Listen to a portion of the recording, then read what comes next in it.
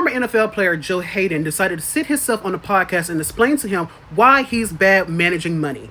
Let's talk about it. Basically, he was talking about how a lot of guys, when they get into the league, in any sport, honestly, but we're going to center this just for football here. And he was essentially talking about how a lot of guys think that they're going to make a whole lot of money, when in actuality, after taxes and everything, you don't really have shit. And in his case, he really fucked up real bad. Because I don't care how much goddamn money I'm making, I'm not finna go around and support my whole entire goddamn family. Some of y'all just got to get out the goddamn mud, bitch. I mean, tough love. And this is the problem that I'm seeing a lot of the times across sports, especially when it comes to football. Because a lot of these guys from a young age, they think that when they get to the league, they're just going to have it made for them. No, babes, that's not at all how that works. Just because you might be, signing a contract for $50 million, that don't mean that you finna see $50 million in your bank account, babes.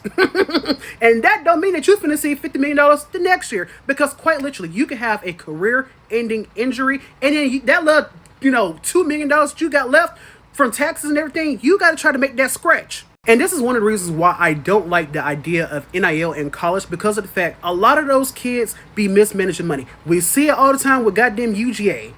Quite literally. That's why I really don't understand why the NCAA does not have financial advisors for these kids in college. Like, I do understand that essentially that's more money that the NCAA has to pay out on a salary to keep financial advisors on staff for every single player throughout the entirety of the NCAA. And I know that also sounds like kind of impossible to have like one set financial advisor for like every single player. But like, y'all, it needs to be a mandatory requirement that they have something like that, because there's no reason in the world that y'all should be trusting a very immature child, essentially, young adult, that has never probably ever touched $1 million, probably never really touched $2,000 in their life, and you giving them this much money and expecting them to make responsible decisions with it. Now, yes, it does not count for every single person.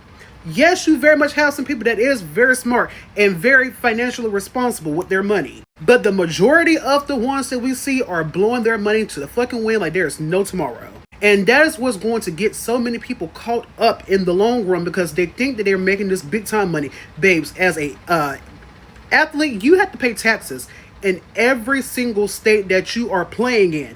Taxes is not cheap. And plus what you're already, getting taxed out from your salary, you have to take things like that into consideration. That's why it's so important to set up like a Roth IRA, or like have like some investments going. That way, like if something was to happen to like your career itself, you can still fall back on other incomes that's still coming in.